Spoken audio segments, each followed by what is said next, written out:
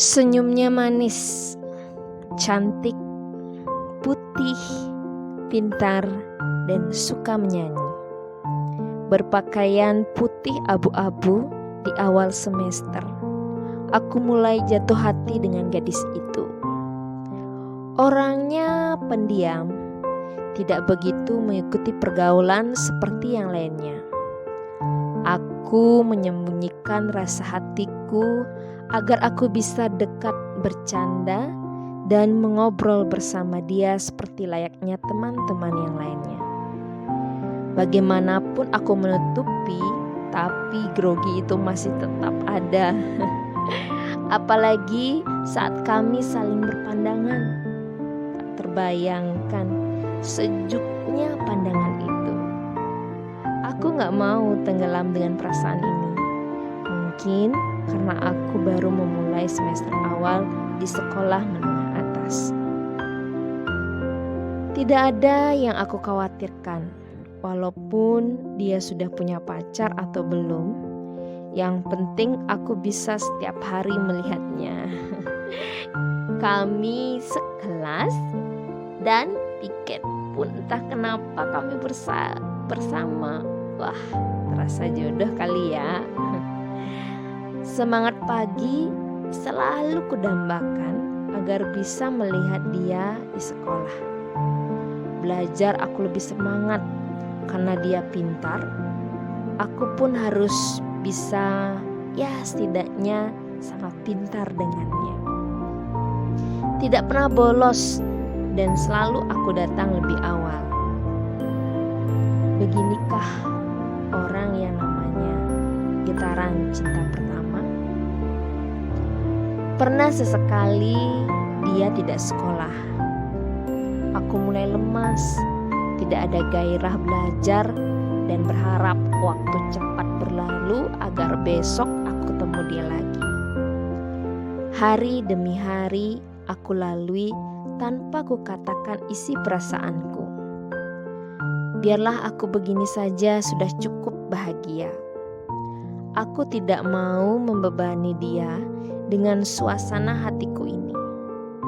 Tanpa kusadari, ternyata teman sebangkunya merasakan bahwa aku sedang jatuh hati dengan temannya.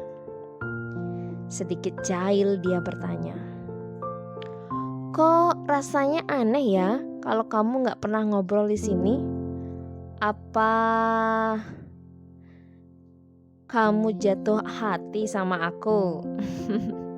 Aku terkejut saat temannya bertanya seperti itu. Masa iya sih? Enggak lah, jawabku spontan. Temannya tersenyum terus berkata lagi, "Ya udah, aku tinggalin saja kalian ngobrol berdua. Toh aku nggak diharap di sini. Kayaknya yang jatuh hati di sebelahku." Sambil tertawa dia langsung pergi. Nah, momen ini aku sangat salting guys. Salah tingkah. Mau ngobrol apa coba? Bibirku langsung diam, seperti ada lem yang melekat, tidak mau lepas. Yang akhirnya aku cuma bisa tersenyum saja. Ternyata dia juga diam dan melirik dan tersenyum juga. Aduh, indahnya mata itu ketika melirik. Kami mulai canggung, gak tahu harus gimana. Lalu spontan ku menarik nafas dan ku cairkan suasana ini dengan menunjuk kantin terus bertanya, "Kamu gak makan di kantin?" Enggak, belum lapar, jawabnya. Terus dia tanya balik, "Kamu gak kesana juga?" "Aku sudah makan tadi di kantin," jawabku. Dan obrolan pun berlanjut sampai bel kelas berbunyi. Setelah kejadian itu, aku gak mau menghampirinya bila dia lagi berdua dengan teman sebangkunya. Kecuali pas lagi rame, baru aku ikutan nimbrung. Setelah akhir semester, kami naik kelas 2 SMA. Tapi kami tidak sekelas lagi. Aku gak menyatakan perasaanku sampai saat ini. Walaupun teman sebangkuku pernah cerita kepadaku kalau dia juga ada perasaan denganku. Aku gak langsung percaya begitu saja, sebab temannya terkenal sangat jahil. Setelah memasuki semester pertama kelas 2 SMA, beberapa bulannya aku dengar dia pindah sekolah. Terkejut aku mendengarnya. Berniat sepulang sekolah akan kutemui dia agar tidak ada penyesalan. Terserah nanti jawaban apapun, aku tidak peduli. Bel berbunyi, tanda pulang sekolah. Dengan cepat aku berlari hendak menemuinya di kelas. Terkejut ketika aku sudah di kelasnya, ternyata kelas itu sudah sepi dan pulang lebih awal sebab guru yang mengajar izin ada kesibukan.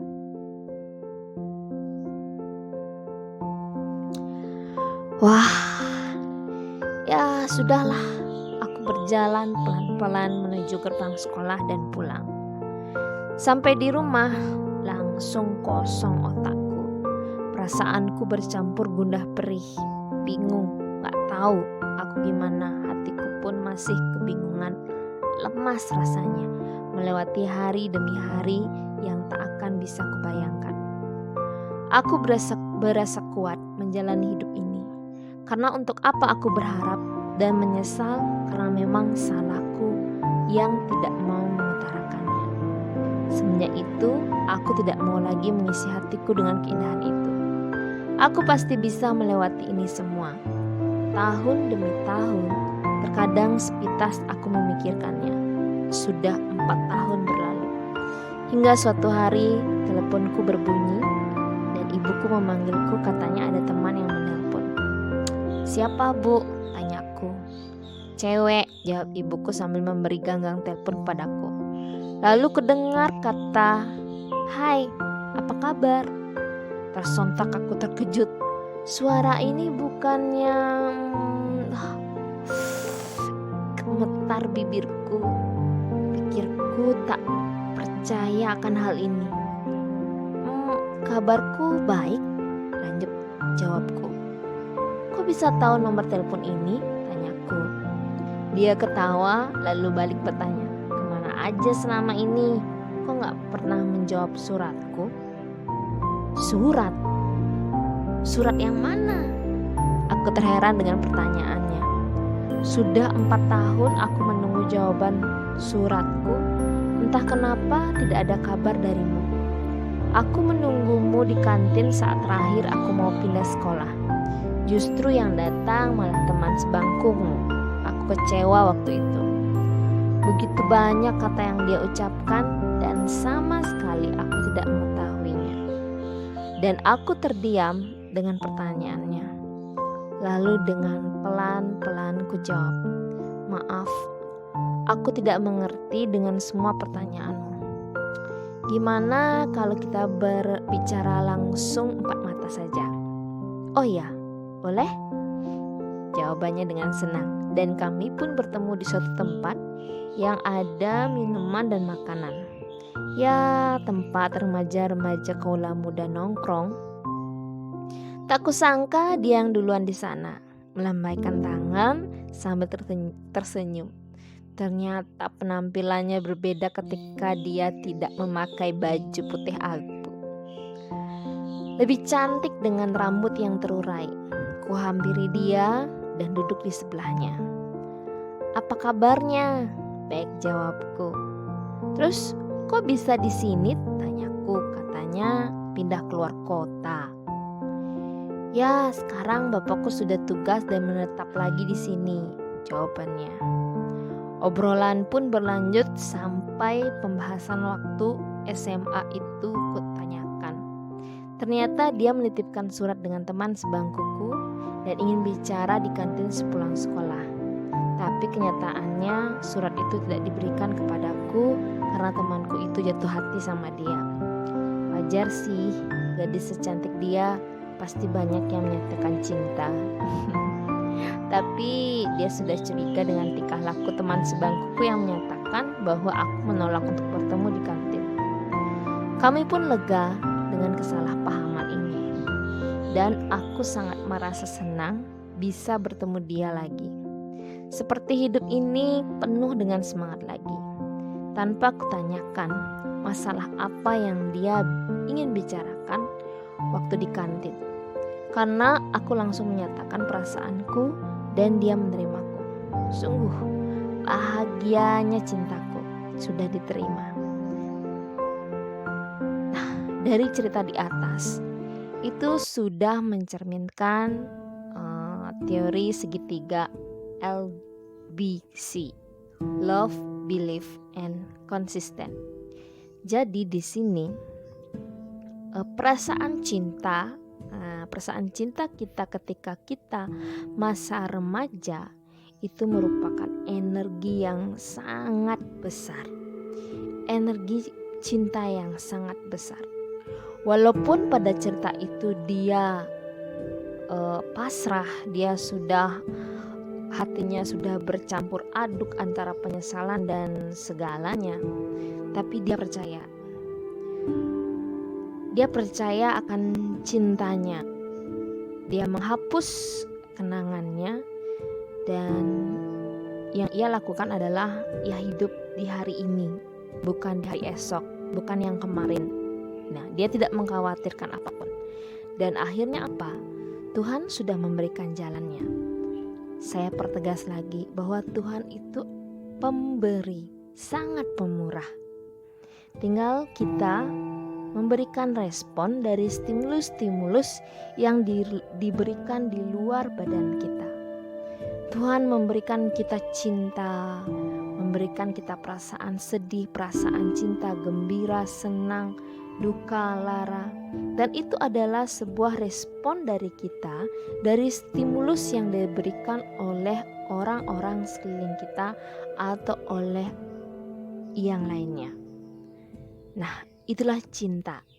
Dan percayakan bahwa apapun yang kita percayakan di pikiran kita, di hati kita yang terdalam, itu pasti akan terwujud. Dan dalam cerita ini Tuhan memberikan anugerahnya untuk mempertemukannya kembali agar tiada suatu penyesalan karena tidak menyatakan cinta satu sama lainnya. Terima kasih Tuhan, terima kasih Sang Waktu yang sudah memberikannya kesabaran. Terima kasih dan selamat malam.